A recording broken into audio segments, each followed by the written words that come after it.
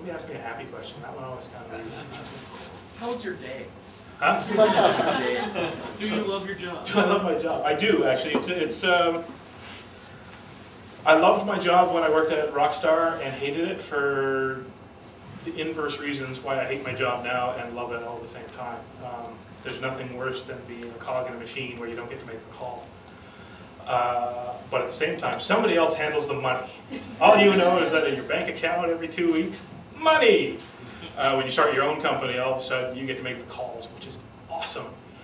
You're also the guy that has to hustle to try to find money, not just for yourself, but the other people who are sitting around waiting for every 2 weeks. Money! So yeah, no, I do love my job. I think anybody that works in games, you kind of have to love it. There's really not a lot of room in games for people who are just, whatever.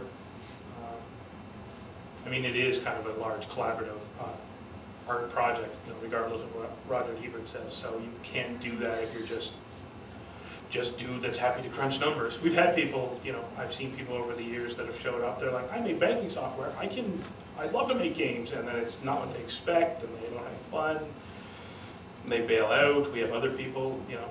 A lot of the times in the last year, one of the guys we're hiring on was a guy who was. It's not just because of the last year, because I've seen it over and over. The way video games in Vancouver grew was that kind of what became EA Canada formed, and a bunch of guys there did it, and then got fed up and said, we can do our own thing, and started Radical. And then that went great until they made some bad calls, and a bunch of people within Radical said, this sucks, we can do better. And they formed 3 or 4 companies like, I guess Relic came out of EA, not Radical, but Black Box, etc. Which then got reabsorbed back into EA. It's this weird brownie emotion breeder reactor thing where guys leave, start their own things, leave, rejoin the company they left. What was the question? I forgot my point, actually. I love my job.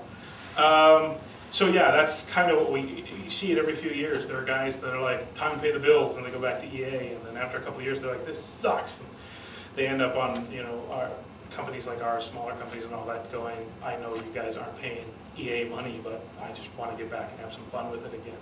And then they do that until it's time to pay the bills again. So, anybody? How widespread is coding knowledge in a team like that? Like, does everybody know a little bit about how to hammer out some code? No, it's a bit of a mixed bag. So in the art team, for example, which is very small, we have the modelers, animators, 2D guy, etc. And then the lead artist. And the lead artist is not a coder per se, but he's got much more of his head in the tech aspect, which is he has to have because, of course, he's interfacing with our lead programming guy over what they need for how effects to work or animations to run or whatever. So he's not a coder per se, but he's kind of got his head a little bit, at least wrapped around the technology. Obviously, the programmers are all coded to the gills. I am not code-based, but on the flip side, Martin, the CEO, he studied AI, etc. way back when, which means he can't program anymore, but he understands the structure and the format, etc. And he can watch what our guys program, which means then that even though he's not a code head, he cannot code right now, he can see what things are happening, he can start to see patterns, and he understands why the patterns are happening, and can then feed it back. So I've seen conversations where the programmer will show up and insist that no, the game is not working like that. He's like, I've seen it 4 times, come here, watch. See, I bet you that is that happening, and this thing is not getting called properly or whatever, and the guy goes back and checks and comes back and says, you're right. So it's not a prerequisite. It certainly helps. And definitely depending on what your job is, it helps. At a very root level, I think it has very little to do with coding, and this kind of goes back to your question, just an understanding of kind of the technology and how the game technology interacts and all that is probably way better. Because at least then you have that grounding to talk not only amongst your team, but with programmers, etc. You don't have to understand how the code works, but you can at least see how the game is, and understand how the game is interacting and operating and reacting, which allows you to frame a reference to talk. Anybody else have questions? Way in the back. I'm not ignoring you. Of all the things that you've worked on, what is the thing that you find to be your favorite product? I mean, that you worked on or that you helped create? Well, I'm very fond of my baby here. I mean, 6 of us went out kind of against the grain. There was a lot of common wisdom about how you were supposed to start a company, up to and including you do not leave until you have a job landed, which theoretically contravenes most job contracts in companies, because you're not supposed to be looking elsewhere for work or etc. The other one is you're supposed to go out and get yourself an office and start buying those Aeron chairs and a jacuzzi in the middle. You know, stuff like that. We went out the door, we were silent. We ran silent for about a year and a half, 2 years. We made our stuff, we went to GDC, we made contacts and met with people, but we did not up front say, well, we have to have an office.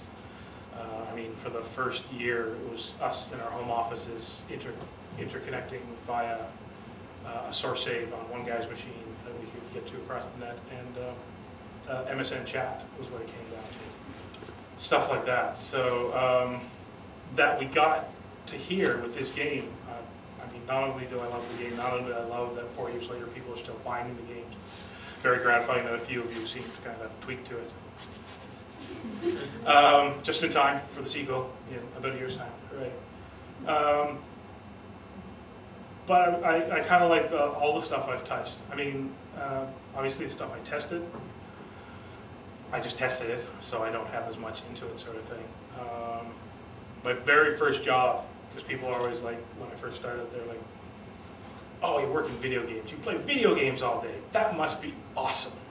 It's like, yes, I have to play video games 8 hours a day. I cannot stop because I'm paid to. I get to play one game. I don't get to choose what game. And it's broken most of the time. So yes, my job is awesome.